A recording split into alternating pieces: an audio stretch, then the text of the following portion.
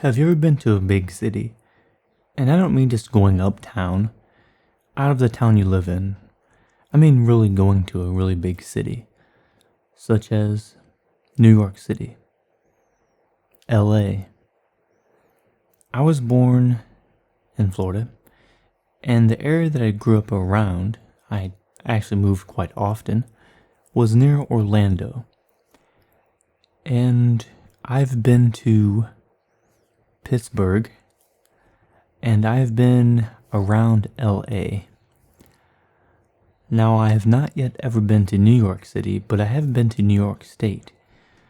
And where I live now in Ohio, the closest big city would probably be either Cleveland or maybe Columbus, which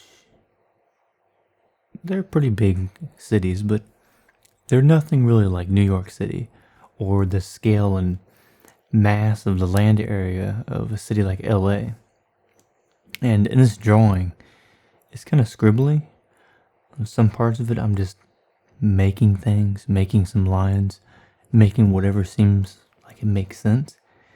Maybe there's little antennas, or maybe something that goes from one building to another. Putting in tiny little windows here and there to make it look not too scribbly, but to give you a bit of a sense of there being something there. Because I could just take the pen and just make scribbles all over the place and you wouldn't really know what it is. Although that is actually a drawing technique that I might have covered before. But if I have not done that yet, I will do that in the future. But this drawing here, or doodle, or scribble, whatever you want to call it, with this Sharpie pen and my sketchbook. And this is in my Strathmore sketchbook, I believe. Yes, it is. It's the Strathmore. What kind is this? Strathmore Sketch, fine tooth surface, 100 sheets of paper, 5 by 5 by 8.5 inches, and it is the 400 series. This paper works pretty good.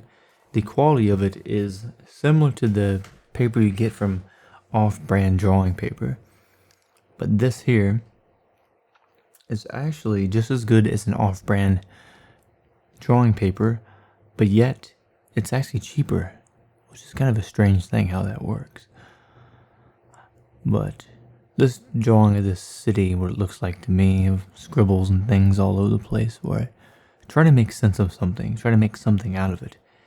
And I tend to do that with pretty much anything that I am trying to doodle or create. I don't know what I'm making. I just start somewhere and I end up with some lines on the paper that I try to turn into something to make it look like anything, really. Although there have been instances where I've drawn something and I was never even sure what the point was. For example, if I started drawing and I just start drawing triangles all over. And before I know it, I filled the entire page with only triangles and nothing else. And then I think, well, not much more else I can add here. I think I will move on and start another doodle. But I want to get this sketchbook finished by, let me see how many pages I have left here. Oh, well, I probably have maybe 50 pages left, I think. Yeah, 50 pages.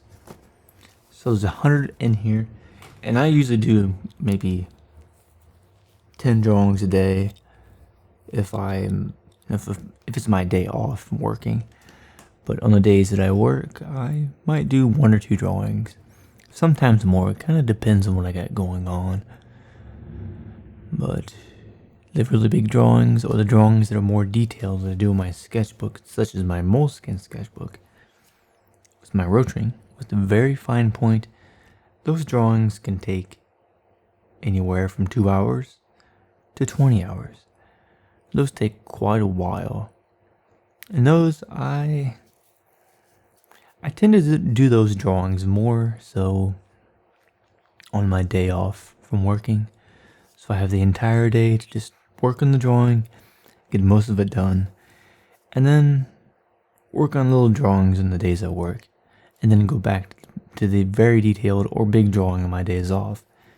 But I like using these tiny little sketchbooks, and I just record it with my phone, and I think my phone does pretty good quality, especially up close. It gives you really that macro sense of the scale that I can get with my DSLR, but this is more convenient. I can listen to music or podcasts and just use my phone to record in little sections of it and then piece it together at the end and then turn it into a doodle or a drawing video.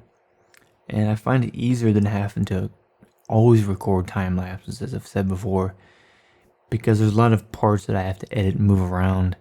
I have to worry about putting things underneath the camera, whereas this I can get longer videos, more videos out there, and I want to get more drawings done rather than spending so much time video editing. And I think at this point my skills with video editing have gotten better to where now I want to focus more on the drawing of it. And doing a lot of different doodles, I like to just draw different things. Sometimes I have days where I want to draw detailed, and then other days I just want to draw a lot of random things. I want to get a lot of drawings done to challenge myself and say, is it possible today I can get 10 done? So I get 10 done. The next day I'm off, I get 11 done. I keep doing it until I get to 20. And that's when I take a break from it. I go back to drawing really detailed and doing portraits. And then I kind of switch back and forth. If I do the same thing over and over and over for too long, I start losing a bit of creativity. So I always like to do new things. But you have a great day. Let me know in the comments below if you have any questions or any suggestions about what you want me to draw. Thank you for watching, and you have a great day. See you in the next video. Later.